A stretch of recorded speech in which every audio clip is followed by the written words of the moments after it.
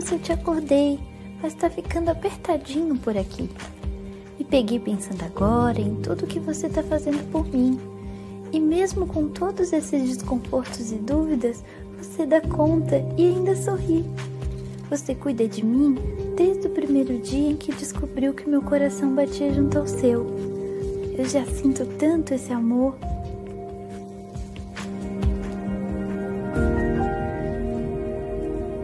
Mas espera aí, tem alguém aí cuidando de você? Daqui de dentro sinto a sua ansiedade e o que eu mais queria era te dar um abraço e dizer que tá tudo bem. Mas tudo tem sua hora.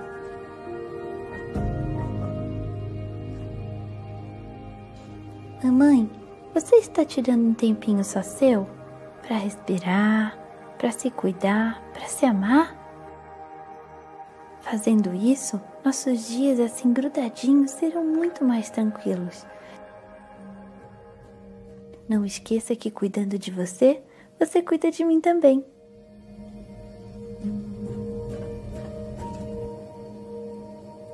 Bem-vindos, bem-vindas a mais um encontro, a mais uma aula de preparação. Eu sou a Arielle, sou doula aqui do Instituto da Papo de Gaia, sou enfermeira obstetra também. E se você está chegando agora, não está entendendo o que está acontecendo, deixa eu explicar.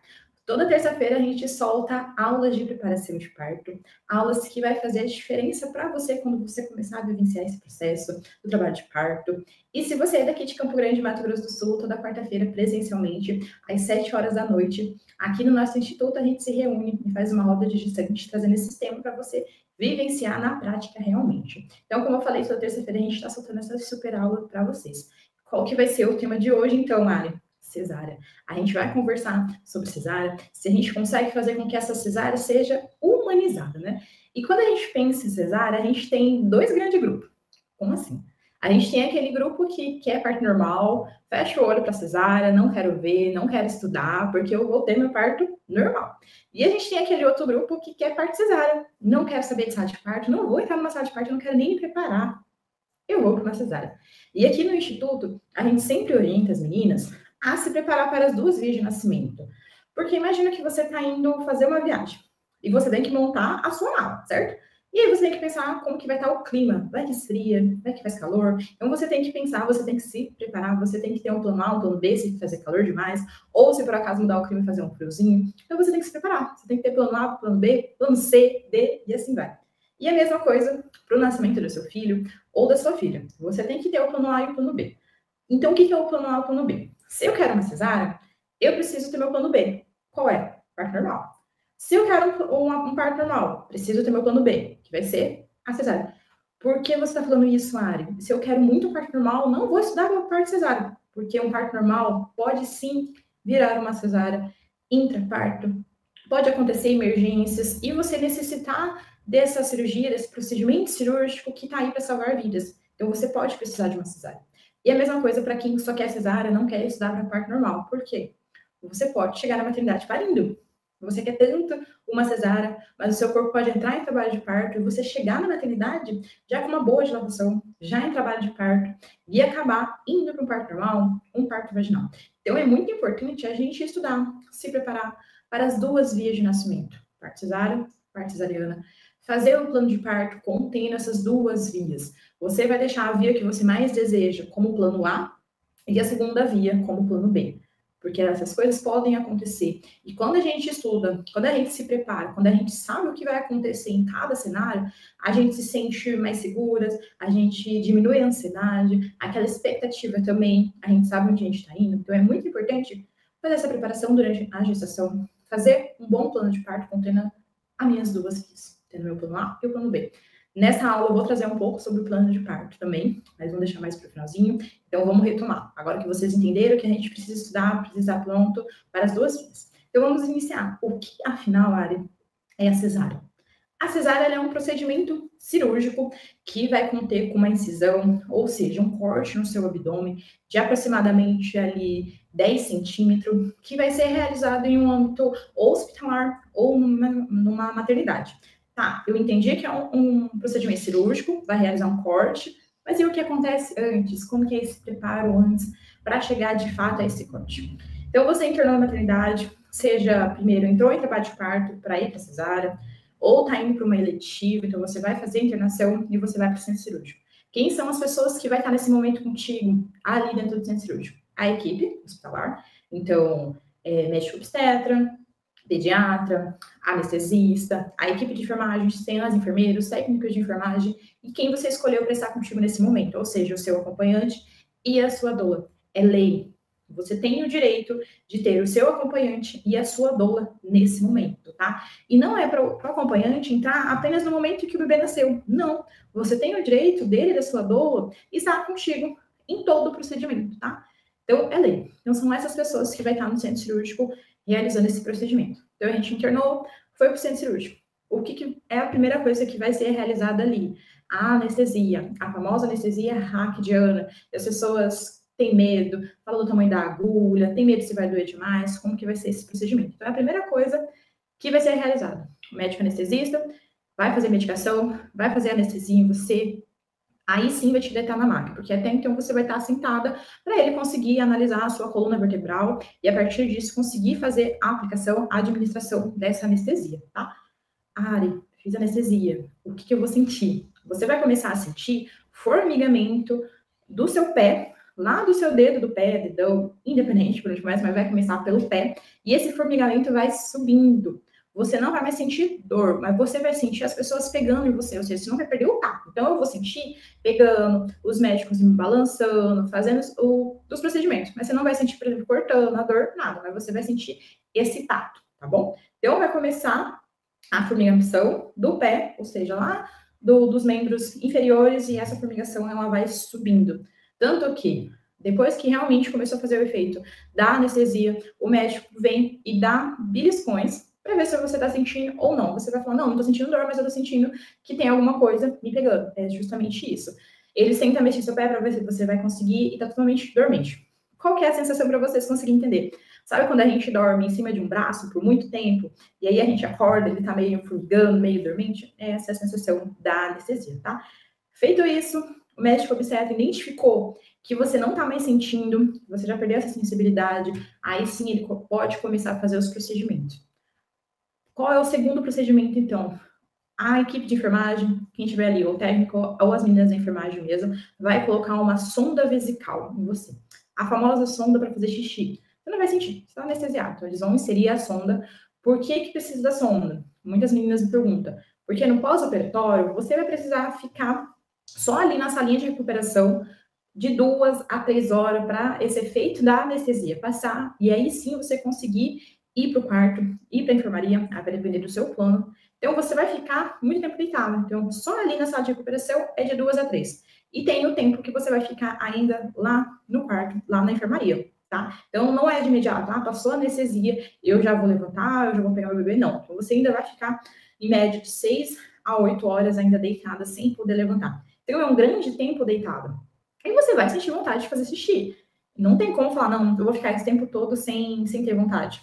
Não vai acontecer. Então, por isso a importância de colocar a sonda, para você conseguir fazer o xixi ali na sonda. Então, ela é colocada ainda no centro cirúrgico. A equipe de enfermagem colocou a sonda em você, aí o médico obstetra, normalmente são 2, um para auxiliar o outro, ele começa a limpeza do abdômen. Então, ele vai limpar, higienizar, fazer a antisepsia do seu abdômen inteiro, para aí sim ele começar a incisão do corte. Como eu falei lá no início, é 10 centímetros aproximadamente e são 7 camadas. Então, ele vem uma camada por vez para chegar no útero, faz o corte ali também para sim chegar no bebê, tá? Então, é um procedimento cirúrgico. Quanto tempo demora? Em média, 1 hora e meia, tá? Então, esse é o tempo do procedimento.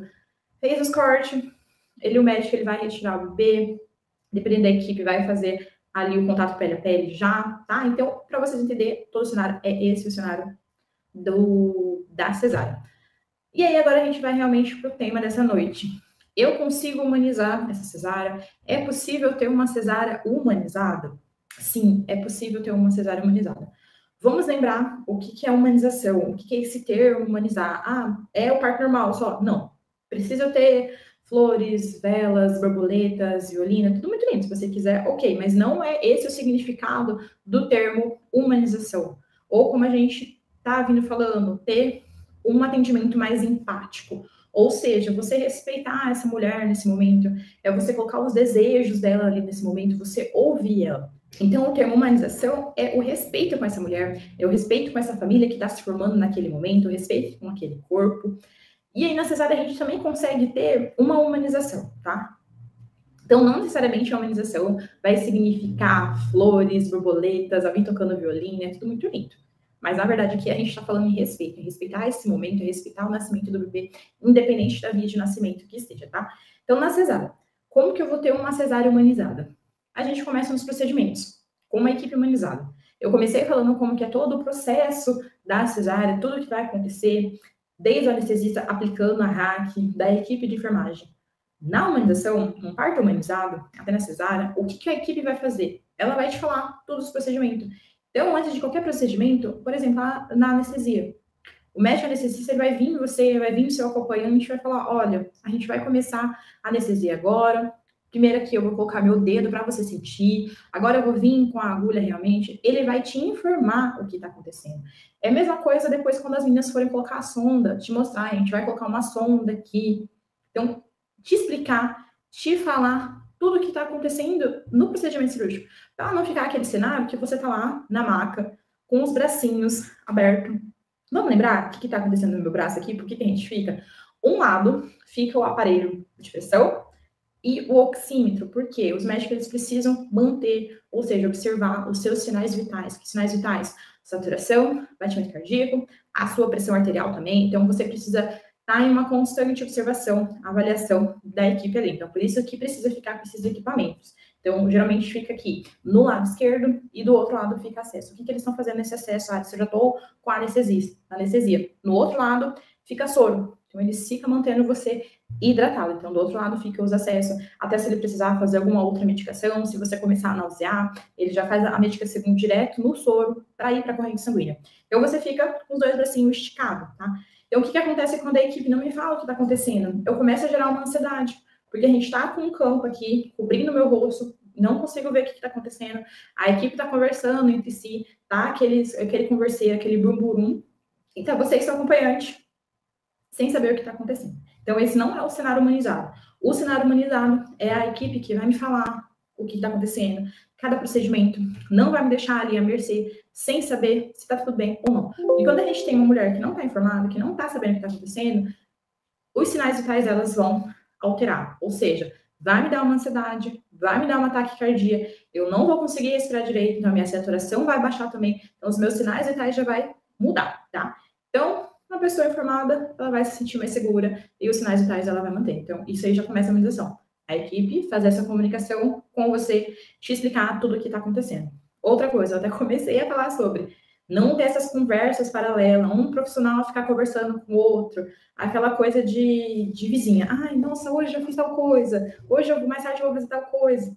Essas conversas que não tem necessidade ali para a pessoa. Se estiver conversando com você, ok, porque vai te deixar mais calma, porque é uma cirurgia. E você fica deitado olhando para aquela luz forte, com as pessoas te mexendo, porque você sente o balançado da mesa, sente as coisas acontecendo e eles estão conversando entre si. Novamente, vai me gerar uma ansiedade. Então, se eu tenho um profissional que quer conversar, para não ficar a 1h30 naquele silêncio absoluto, conversa com vocês.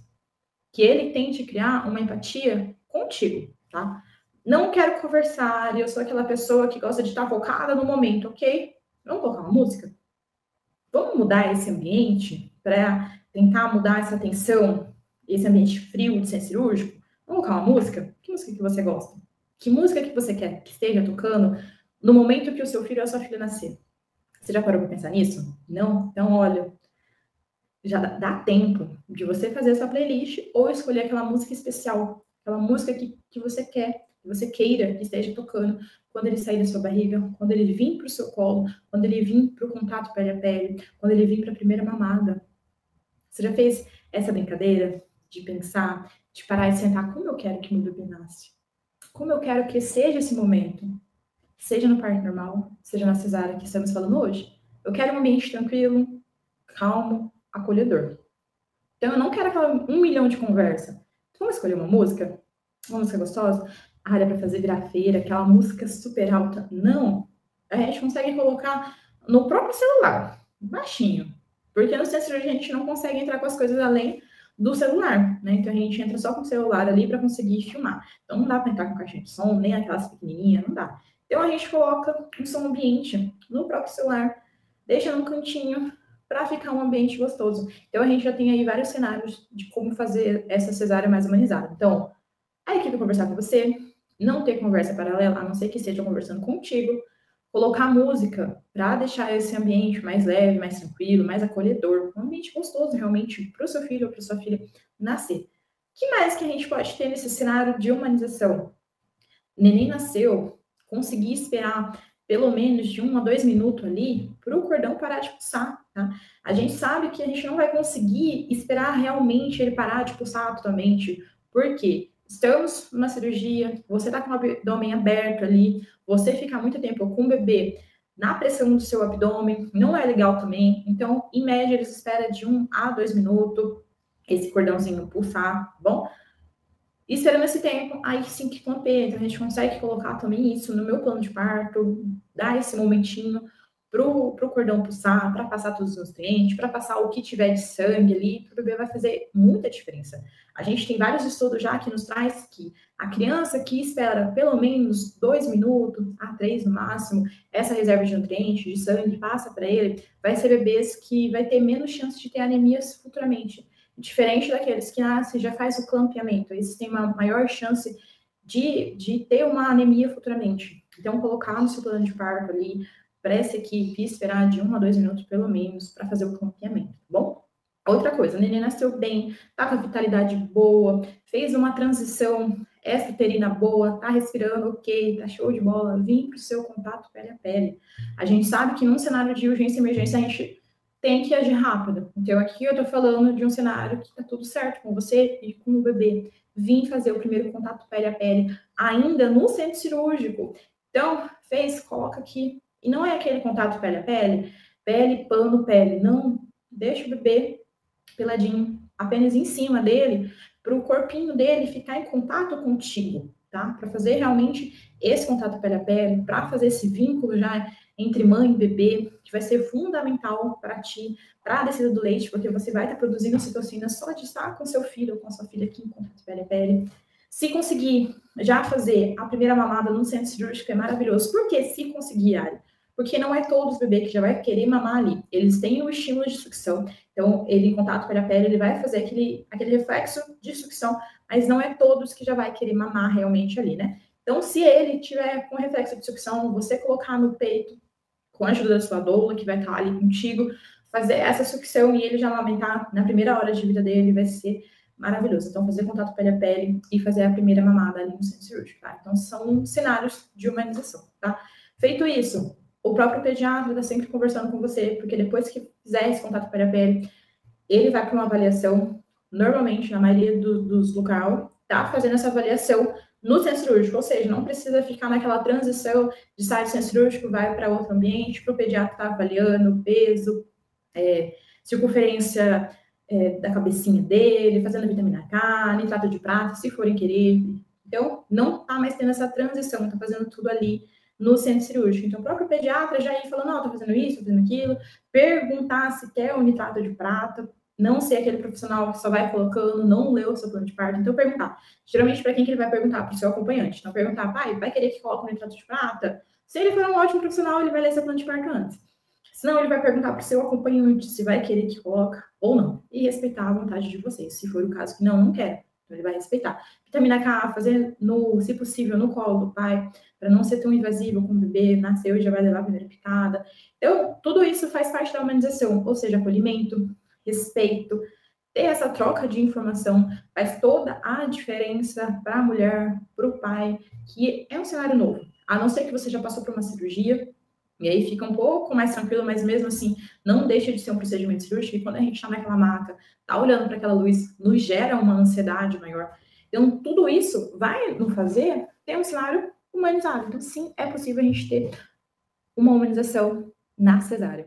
E a humanização, ela não termina assim que o bebê nasce, faz outros procedimentos pediátricos, não. Porque aí, nessa hora, um dos médicos obstetras sai o anestesista também sai e aí vai estruturar, né? Fica responsável só um. Lembra que eu falei no começo, geralmente são 2 médicos obstetra para um auxiliar o outro no momento do nascimento, até porque chega no momento que eles precisam fazer uma tracionada naqueles 10 centímetros, ou com o afastador, ou com a própria mão. Então, normalmente, são 2 médicos obstetras para um auxiliar o outro.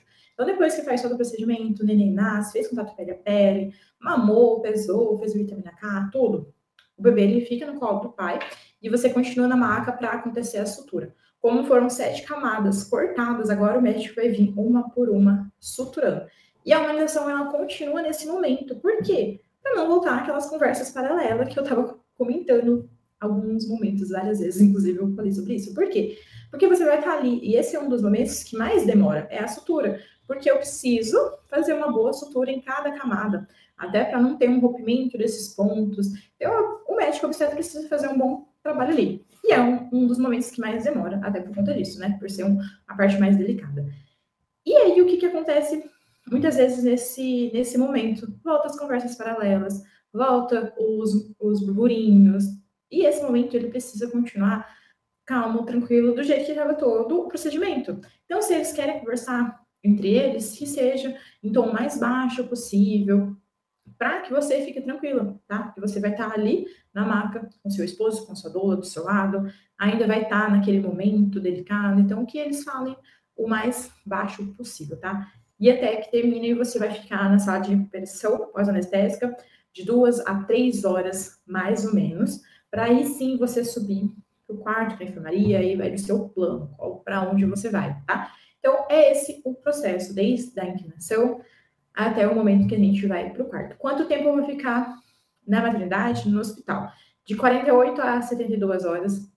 Tem alguns médicos que liberam com 48, então depende muito da equipe, e principalmente dos 2 médicos. Como assim 2 médicos? Ah, você só ganha alta se o seu bebê também ganhar. Então é uma alta em conjunto, a mãe recebe a alta e o bebê recebe a alta.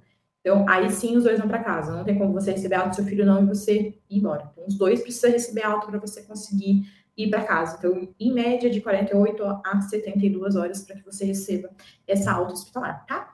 Então, entendemos a humanização, entendemos que é possível humanizar e a gente vai colocar tudo isso no plano de parto. Comecei falando nessa aula a importância de construir esse plano de parto e ter o plano A e o plano B.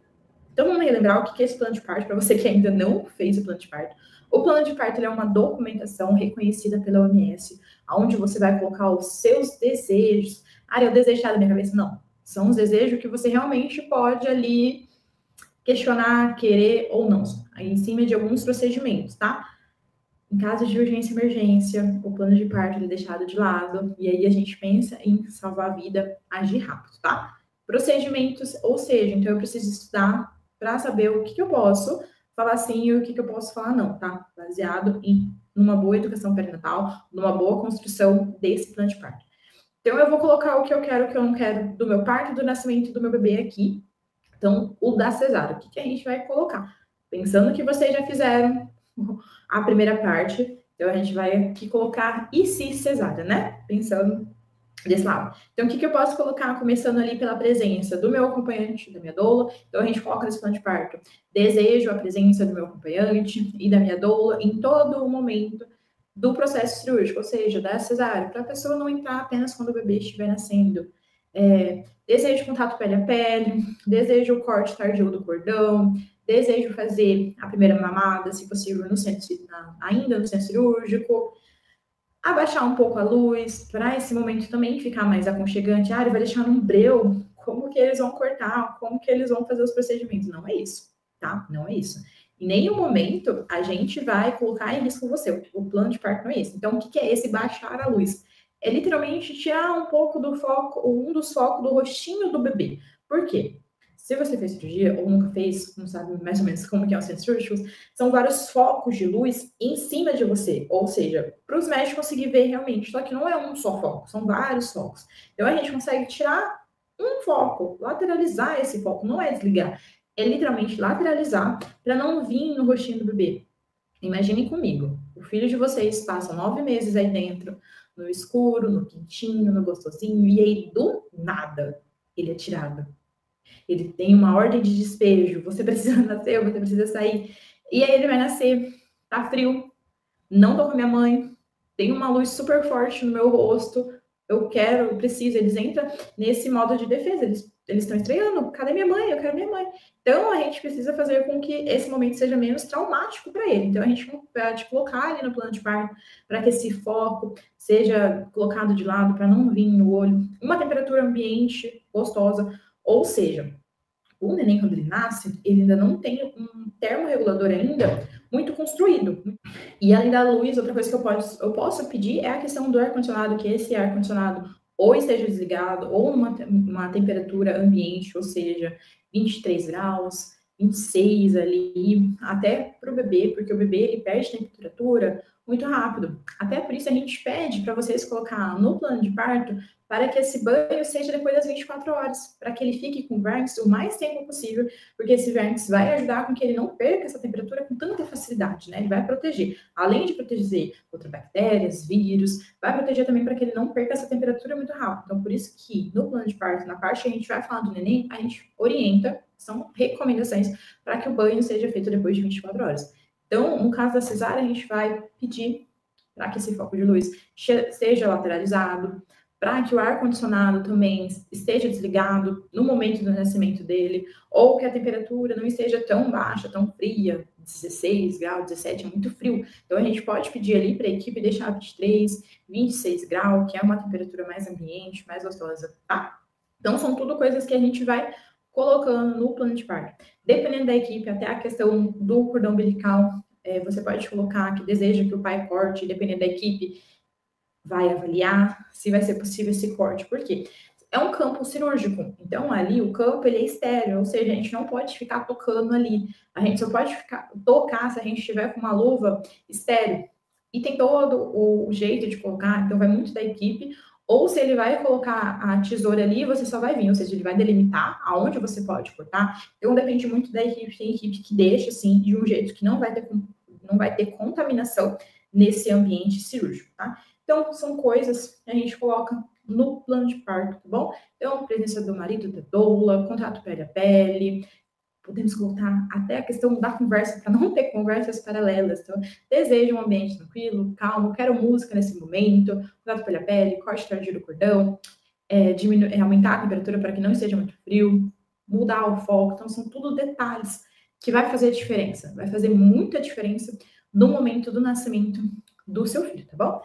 Mas a gente falou sobre todo o procedimento, como que funciona, como que vai ser, desde o momento que eu internei, até depois que eu vou para a sala de recuperação. Mas me conta, quais são as reais indicações de cesárea? Então, a gente sempre vê por aí, principalmente se você começa a assistir muito TikTok, Instagram, um monte de famosa falando que foi para cesárea porque bebê é grande, sou pequena, e a gente escuta muitos mitos. É literalmente isso, mitos de indicações de cesárea. Então, antes a gente escutava muito, você é pequeno, você tem um quadril pequeno, você não vai conseguir ter parto normal, então tem que ir para cesárea. Seu bebê é muito grande, seu bebê é muito gordo, você tem diabetes gestacional, mas na real, quais são os indicativos reais de cesárea? Os indicativos reais são poucos, são pouquíssimos. Quais são eles? Placenta prévia, ou seja, essa placenta está na frente do colo, vai impossibilitar esse nascimento. Prolapso de cordão, a mesma coisa, está saindo o cordão primeiro, a gente não pode que esse cordão saia primeiro, que o neném, herpes genital ativo em trabalho de parto, bebê, exposição de bebê, ou seja, bebê córmicos, que é isso? O bebê vai estar assim, nessa posição, de ladinho. Aqui em Campo Grande entra também os bebês pélvicos, porque a gente ainda não tem uma equipe especializadas em bebês pélvicos, então entra também. Então essas são algumas das indicações reais, vou repetir, indicações reais, são poucas. Mas e as outras áreas? São indicações que a gente tem que sentar e avaliar risco-benefício, ou seja, não são indicações reais. Diabetes gestacional, hipertensão e as outras aí que a gente escuta não são indicações reais, são tudo avaliado pelo obstetra ou pela enfermeira obstetra que está acompanhando o seu pré-natal. São conversas de consultório, ou seja, eu vou sentar ali com a minha equipe e vai ser feita uma avaliação. E eu te falo, na maioria dessas avaliações, São poucos desses casos que não são indicações reais que vira realmente uma indicação real, tá? Diferente de uma emergência, que aí sim a gente precisa agir rápido para salvar o binômio mãe e bebê. Mas as indicações reais são essas, vamos repetir comigo, até para vocês gravarem. Então, placenta prévia, prolapso de cordão, herpes genital, se tiver ativa, bebê pélvico, córnico, essas são as indicações reais. O restante vai ser feito uma avaliação, uma conversa individualizada. As mulheres, os partos, não somos todas iguais. Então, eu não vou ser igual a você, meu corpo não vai ser igual ao seu, o meu parto não vai ser igual ao seu. Então, o pré-natal precisa ser individualizado. Então, a gente precisa olhar para essas outras questões, gestacional, hipertensão, bebê grande, todas essas outras coisas que a gente escuta precisam ser avaliadas, tá? Mas de indicações reais é apenas essas 5, tá bom? E aí? Fazer uma eletiva ou entrar em trabalho de parto, tá? Muitas vezes, quando a gente pensa em ir direto para uma eletiva, às vezes tem outros fatores atrás. A gente vem de uma sociedade onde é muito colocado medo nas mulheres que querem parto normal. A gente escuta muito aquela questão de você tem certeza que vai para o parto normal? Dói demais? Ou quando o bebê já está grande, nossa, o bebê já está grande demais. E aí, a escolha da cesárea acaba indo por esses fatores. Por fatores externos, por pessoas que colocam mito. Eu falo que gestante é para raio de notícia ruim. Tem o vizinho, a amiga, opinar. As pessoas opinam demais na nossa vida, colocam medo demais. E aí a gente já veio de uma cultura de cesáreas. E aí eu peço para você que quer, se for a sua primeira escolha, a cesárea, refletir. Eu estou fazendo essa escolha, eu escolhi a cesárea porque eu tenho medo, porque a sociedade colocou esse medo em mim, ou porque eu realmente quero. Eu quero que vocês reflitam. Ou por medo da dor. Porque dor vamos ter nas duas vias de nascimento. No parto normal, durante o trabalho de parto, na cesárea, no pós-parto. Então, a gente tem dores. Não tem como a gente passar por um parto, independente da via de nascimento, com 0 dores, sem dor nenhuma. Isso é impossível. Mais que ali na cesárea, a gente tem a analgesia, depois do pós-parto, o médico prescreve algumas medicações, mas na hora que você está em casa, você não vai estar mais com essas medicações fortes, assim, que é dado na maternidade. Então, você vai sentir dor, você vai sentir incômodo, vai ser mais dificultoso para fazer algumas atividades. A gente precisa ter aquele resguardo de pelo menos 40 dias, porque por conta da placenta, vamos relembrar. O tamanho da cicatriz da placenta é o tamanho mais ou menos da nossa mão, um pouco mais, que ela estava aderida em fundo uterino. E na hora da cesárea, que o médico precisa vir fazer a raspagem e tracionar ela para tirar, vai ficar uma ferida ali. E a gente precisa, em média, de 35 a 40 dias para realmente cicatrizar, porque é uma ferida grande. Então, a gente precisa respeitar esse momento do pós, de não levantar peso, de fazer as coisas com calma. Na hora de abaixar, não abaixar dobrando o abdômen, então abaixar totalmente o corpo. Então, a gente precisa de uns cuidados no pós-parto. Então, a dor, se você está escolhendo essa via de nascimento por medo da dor, a dor ela vai existir. Não tem como a gente prometer para uma mulher um parto totalmente indolor. Se o seu médico, a sua médica te prometeu isso, avalie, pense em mudar, pense em uma segunda opinião, porque isso não vai existir. Então, fica a reflexão de hoje para você pensar no motivo que você está indo para uma cesárea, tá? Se é por medo, se é pelas coisas que a sociedade impõe, diz, conversa, que falam para você. Então, realmente, faça essa reflexão. E, principalmente, veja benefício. Qual das vias é mais benéfica para mim e para o meu bebê? É um parto normal ou é cesárea, tá? E as cesáreas, eu não sou contra cesáreas. Cesáreas estão aí para salvar vidas. Se bem indicada, se realmente tem a necessidade de ir para uma cesárea, que seja um cenário tranquilo, acolhedor, seguro para você, para sua família e principalmente para a chegada do seu bebê. Que esse momento seja maravilhoso, tá? Tanto quanto o parto normal. As cesáreas estão aí para salvar vidas, como uma cesárea intraparto, de mulheres que entram em trabalho de parto e por alguma questão precisam realmente para cesárea, então elas estão aí para salvar vidas. E hoje aqui nessa aula a gente viu que é possível sim ter uma cesárea humanizada, com respeito, com acolhimento, com a equipe te acolhendo, com a equipe te escutando, colocando a parte de tudo que está acontecendo nesse procedimento cirúrgico, tá bom? Se você gostou dessa aula, já coloca aqui nos comentários, se você está com dúvidas. O que te chamou mais atenção? Já me diz aqui que eu vou ficar de olho nos comentários e espero que vocês tenham gostado. Se você é daqui de Campo Grande, a gente se vê na quarta-feira para estar conversando sobre cesárea, agora no modo vivencial. Já traga todas as suas dúvidas, tá bom? Então, até o próximo encontro.